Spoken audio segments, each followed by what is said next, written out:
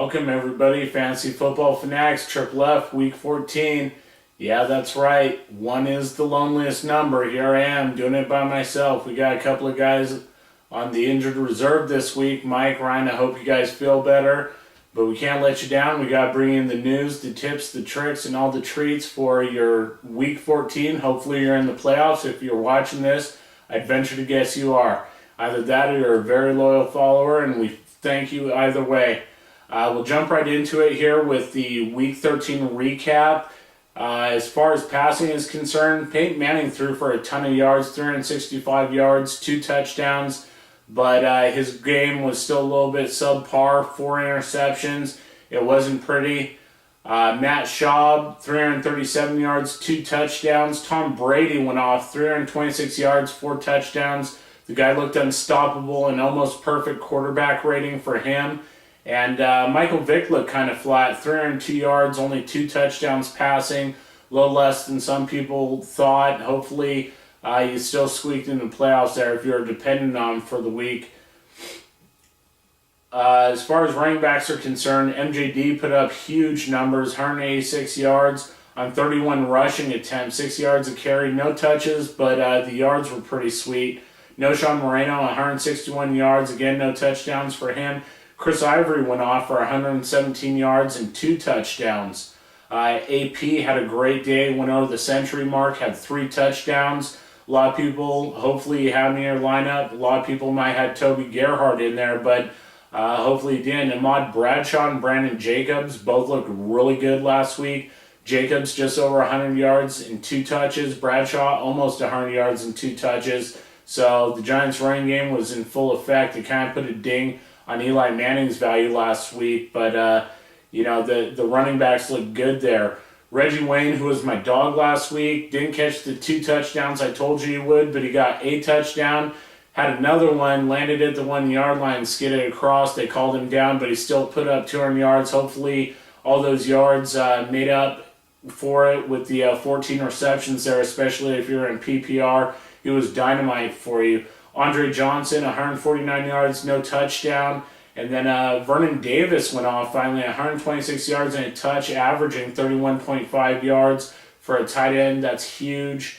And then we also had Sidney Rice, 105 yards and 2 touchdowns. Looks to be back in 2009 form for you. So looking good there, folks.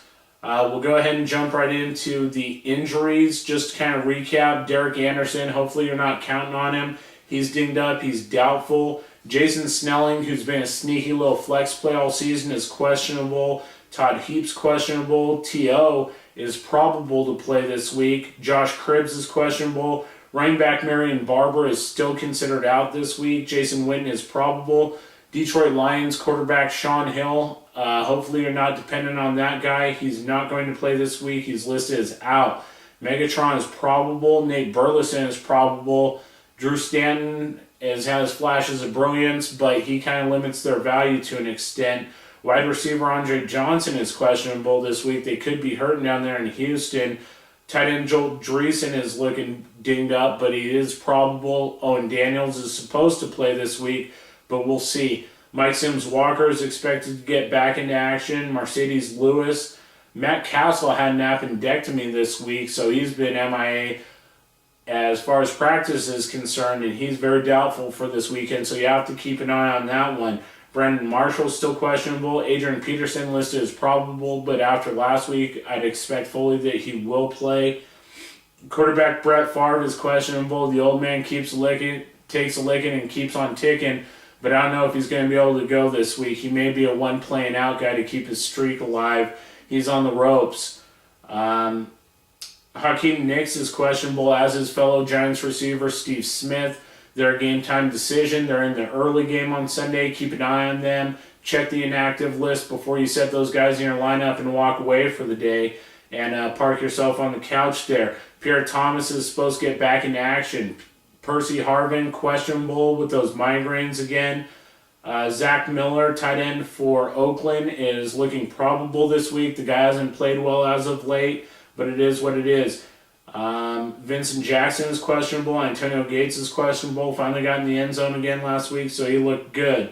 As far as our ones to watch are concerned, first game is St. Louis at New Orleans. The Rams are 6-6 against the Saints, who are 9-3. The Rams are first in the NFC West, but Seattle's also 6-6, and the Saints are in second, and they're behind the Falcons right now. So this is a critical game for the Saints. St. Louis has a 14th ranked defense. They've been pretty underrated. Hopefully New Orleans will come in and really gun away at it.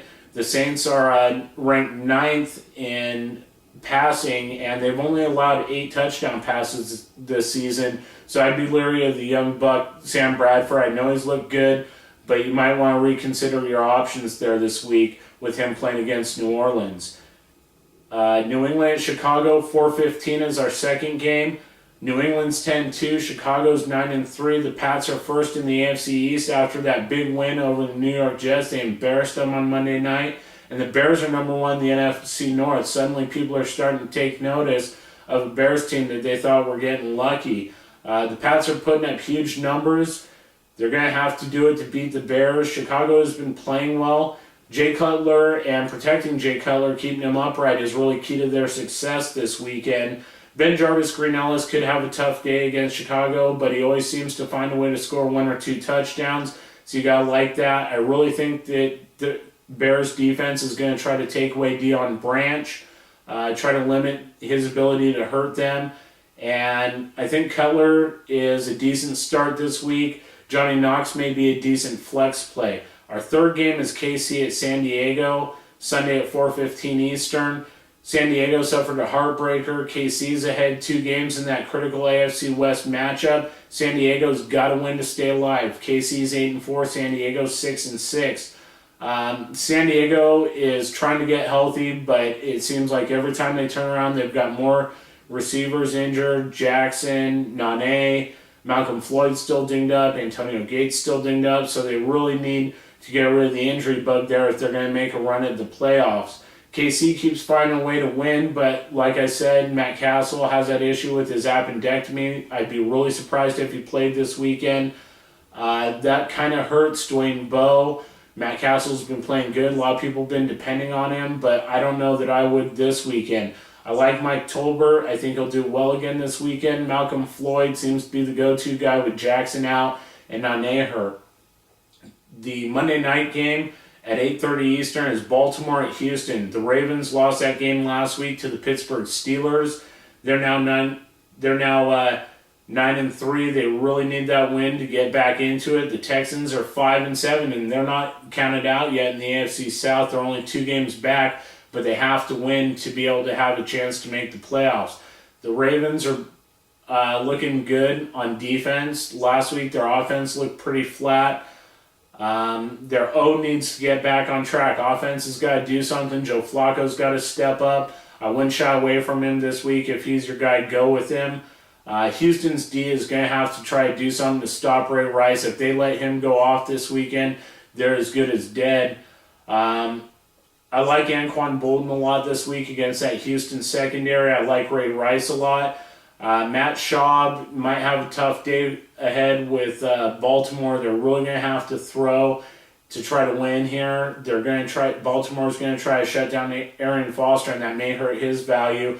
Andre Johnson, a little dinged up still, but we'll see what he brings to the table. I would go ahead and look at him as a tier 2 wide receiver, maybe a high flex, but if he's one of your guys, you got to go with him, especially in 3 wide receiver formats. So join me back here. You're just going to get the dog in the doghouse this week, but I promise to make it a good one. See you part 2.